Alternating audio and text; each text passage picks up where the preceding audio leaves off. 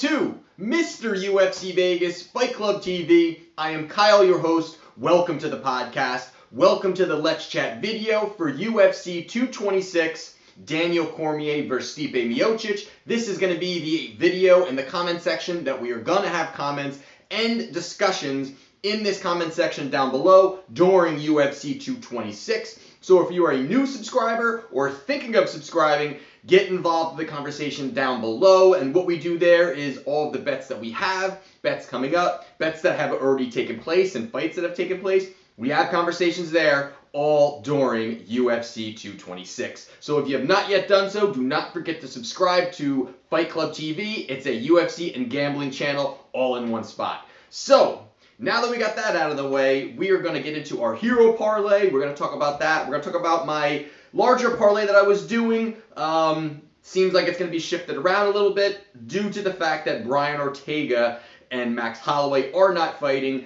Just a quick tidbit on that, and you know, it's part of the sport. It's absolutely part of the sport. It's a terrible part of the sport, but with weight cuts and how physical that this sport is, a lot of that stuff does happen, that we get excited about fights and all of a sudden they're no longer happening. So it is not something that we like to see. We always want to make sure that the fighters are healthy. We want the best product out there when we are watching these events. So I get that. Now it's starting to come out, because at first I just thought that maybe Max Holloway was high. When I was looking at these interviews, I said something is just not right with this guy. And then it comes out that maybe there was a concussion. And that was a possibility, that they're saying, okay, maybe he got hit, and that's maybe where he's out of. And then people kind of, was really obviously they're worried about Max, and his health. And now it's starting to come out, which I'm not sure if this is true, but as of this video, it was something that Dana White had said, that it was water poisoning. So they're saying that he drank too much water or something to that effect, and it's that he had too much fluids in him, and it caused, I guess, a reaction to his body. I am not a doctor, nor do I pretend to be one, but that is what they are saying. So it's just interesting that that's actually sounds like what it was that had happened. So, hopefully he gets well. But Jeremy Stephens was screaming at the top of his lungs to take this fight with Brian Ortega. Ortega has denied that that fight, does not want to do it. And I get it. I do get it. I know Dana White had got on him about, he should take it. He should take it. Why is he not taking this fight? Because it would be for the interim belt. Why is Brian Ortega not taking it? And, I think partially is because of what he did to Frankie Edgar, when Frankie Edgar just said, hey, screw it, I'll fight Brian Ortega. And then it literally, not only did he not get a title shot, but he lost a couple fights, and and now he's battling his way back, and he beat Cub, and now and all these things are happening. It just, I get why Brian Ortega is not taking this fight. He's a young lion. He's got a lot of future within the UFC, so there's no need for him to rush into the cage at this point and give up a title shot. And I do want to see this Max Holloway versus Brian Ortega fight, so hopefully you get to see that. At this point, I know that Chiesa did make weight. That sounds like that fight's moving forward. That's good news. So it seems like all in all, everything is going well as of the making of this video. So what we will do first here, I will get into the 3-fight parlay that I had. It was a parlay that I had put in going back maybe 2 weeks now, when we were out at the casino with some friends, and we were betting on some horses. And we said, if we hit this race, let's put a unit and a half, whatever it may be, on the 3 fights in the main card. And we came up with these 3 fights, was excited to actually see them all pan out. Obviously, one of them was with Brian Ortega and Max Holloway, so we will get into that. Obviously, that was one of the first fights that I had. I'm not going to break it down because it's not happening. But out of this 3, it was a unit and a half 3-fight parlay, which was going to be about a 10-time parlay if it was to hit. And I have Brian Ortega was one of them. I had him at plus 145. I really like those odds there. That fight obviously not happening. The other one that now we can get into the fights and the predictions of my hero parlay, because a couple of these I'm going to actually use in my larger parlay. And again, these are nobody that I bet straight. This is all purely for a gigantic parlay, something that we do fun on this channel, and again, just getting more involved with the card. So the other one I have is between Francis Ngannou and Derrick Lewis. Now this fight to me here, this is a fight that I know Derrick Lewis has wanted for a very long time. I know that he's really been bad-mouthing Francis Ngannou for a while now after that mess of a fight that happened with Stipe Miocic in the title fight in his last defense. But here, to me, looking at these two guys, I think it was such a bad performance for Francis Ngannou. I know that the odds are actually very high right now. I think it's, minus 330, somewhere around there it is. I actually ended up getting it on this one a couple weeks ago. It was minus 340. It's a lot of juice to pay for him. It really is. And it's a little bit more than I would be willing to. I would not bet this straight. Just because how much you'd have to lay on it, but I did like the fact that with having the plus odds with Ortega, and then we're going to get into the main event in a minute, and having Francis Ngannou, I think his hand speed is going to be a big problem for Derrick Lewis. Obviously, they can both land bombs. That's why a lot of times the heavyweights are very tough to predict because anything can possibly happen. But I like Francis Ngannou. I think his hand speed is so underrated, and I think it was such a bad performance that when he came out and he fought Stipe, he's so young within this sport because he hasn't done it, what he's done for 5 years, that he came out there and he's been blasting everybody. That I think here he looked at it as, you know what, I'm going to go in there, I'm going to knock out the champ in the first round. And he had that in his mind. He did not have a strategy. He did not have a game plan. They said he flew to Paris or something, a week before the fight, or all these things are coming out. I think really he's going to be focused here. I think it's going to be too much for Derrick Lewis. I don't think that, it's going to go to the ground. I don't see wrestling involved, maybe up against the cage or that type of thing. But here, Ngannou has slimmed down a little bit, so I just think it's going to be a great product. If he does not perform well here, he went from possibly one of the biggest prospects in the UFC to a complete and utter disaster. So if he does not win here, or at least even if he loses, at least have a good performance. And I think he can do that. So I got Francis Ngannou in my hero parlay, as well as this 3-fight parlay that I have, which is now a 2-fight parlay. And the other one that I want to get into is the main event. This is another fight that people are all over the place. I mean, I get obviously why people would take Derrick Lewis in the other fight because the odds are nice size odds for a guy that, Francis is very unproven when it comes to that upper echelon fighters. So here to me, when you got Daniel Cormier versus Stipe Miocic, you got two guys who have obliterated their divisions, who are ready all in on a super fight.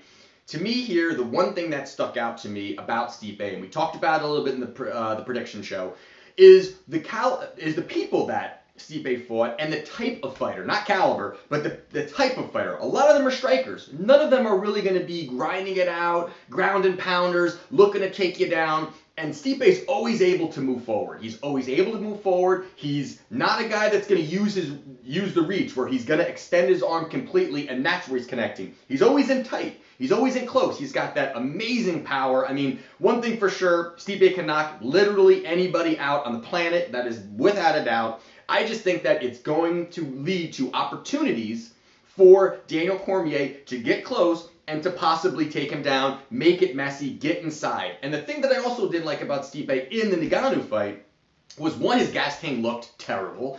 And that's got to be something that has to be looked at, because you look at a guy that's knocking people out in the first round, we're not seeing how deep he can go. Yes, he's gone further, of course, but recently he's just been blasting guys early. So to see him here with Ngannou, who was basically done, I mean, very early in that fight, he was physically and mentally done, Ngannou. And Stipe couldn't finish him. Stipe could not, even laying on top of him, he just didn't have much either. And I really believe that if DC is in a situation like that, he's going to be able to get close. He's going to be able to really, again, he moves so well in the cage, and he's going to be a lot quicker than Stipe. I think that DC can get this victory. I think he's going to be able to go 5 rounds. That's one of my bets here that I do have, obviously, which we'll get into in a second. But one of my other straight plays that I have on this card is over 3.5 rounds. And the reason I like that is because I think that's where DC is going to take this fight. I think he knows those first 2 rounds are going to be very, very dangerous. And he knows that if maybe it's a possibility. We will find out tomorrow night. We will find out. But maybe Stipe does not have that gas tank, and DC can drag him to deep water, start to get him to the ground, and win rounds in a decision victory. I don't fully believe it's going to be a decision victory, but if this fight ends, it's going to be late. That's the way I look at it. So I like the over 3.5 rounds. But as the this 3-fight parlay that I have, Daniel Cormier, I did take him. So it was going to be Cormier, Ngannou, and Brian Ortega. I had Ortega plus 145. I had Ngannou minus 340. And I had Cormier at plus 210. So it was going to be 10 times my money if I was to hit this parlay. Obviously, Ortega being out is going to change that. Still going to keep this ticket and go with the 2-fight parlay now between Ngannou and Cormier. So we'll keep this ticket here. I really wanted to see that Ortega fight. I will be, but let's not focus on the bad here. Let's not focus on the bad. All right, so those are 2 of my plays. Now we have, where is it here? So we have DC and Ngannou. All right, so now the other ones here, the other one now is between Michael Chiesa and Anthony Pettis. Now, Anthony Pettis went from a dominant fighter to really just not really having great performances anymore. And I think that in this fight here, and I'll try to go over these a little bit quick, guys. In this fight here, he's had a couple victories, had a couple losses, and, just not doing that well. I don't like the way that it looks like he doesn't even have pop in his hands anymore. He almost looks like at a point he doesn't even want to be in the cage. Even at some interviews, and even the fact that he turned down the fight with Khabib. And I know there was a money situation where he wanted so much more money and they weren't willing to give it to him. And those kind of things, to me, if you really believe in yourself and your ability, you're going to go out there and you're going to, obviously at that point when Khabib and Pettis were looking to possibly, when Pettis was maybe going to step in, where is Pettis in the title picture? Probably, he's heading the other way. There's a lot of guys, he's got a name and he's had a great track record, an ex-champion and all these other things. But that to me showed a lot of his mindset of where he is. And Chiesa did miss weight, which again, I think missing weight, what are they? They're like 6 or 7-1 on the year. So I'm going to go with Chiesa here. I think he gets the job done. I think it's going to be a decision victory, but I think that it's just the way that Anthony Pettis has been fighting. I'm just not impressed anymore with his ability or where he's been going. He's been taking a couple losses here, and even the one against Poirier, I thought that when he beat Poirier, it was, it almost looked like he gave up. It just like in the middle of the fight, he kind of just gave up. So I don't know. I know there was an injury situation, all these things. Again, I'm not going to dive into these fights fully because I'm not betting them straight. But that's who I believe will win this fight. I will go with Michael Chiesa in the Hero Parlay. The other one now is, we have Francis, we have Ngannou, we have Chiesa, is between, we did Derrick Lewis, is Paulo, Costa, and Uriah Hall. Now, Paulo is an absolute beast. I saw him fight at UFC 217 against Johnny Hendricks, and that was a fight, one of my straight plays. I was huge on him there. The odds were decent, but I was huge on him there. One, I've been betting completely against Hendricks constantly, and the fact that I've been, at that point, I had bet Paulo 2 straight times to win. And it felt like the right play. We got the victory there. Here, the odds are a little high now. I think it's around minus 400. So it's high. It's where it's not worth me placing a straight bet on. Hall is definitely a dangerous guy. I just think that, Paulo is going to be that next generation, and we keep seeing them in different divisions, this next generation of UFC fighters coming up that are just so well-rounded and just complete fighters. And I kind of put them on the spot of the fact that they weren't a part of the steroid era. These guys are coming up, and although Paulo looks like he is on steroids, they're clean fighters, the guys that did the right thing, and it's going to make them build to be stronger and better and more reactive fighters. So I think that Paulo gets this victory here. I think he actually is going to do it in impressive fashion. I think it's going to be, if it's a decision, it's a one-sided decision. If not, I think he beats him up and just gets overly physical, because Paulo is that physical fighter. He will just ragdoll you around the cage, not to the ground, but he will just be in your face and force you to work. So I think that's going to be a huge leverage against a guy like Hall, who's going to want a little bit of space to throw off his kicks, to throw off the further combinations from the outside. I don't think he gets that opportunity to do that at all. So we're going to go with Paulo in the hero parlay. Let's see.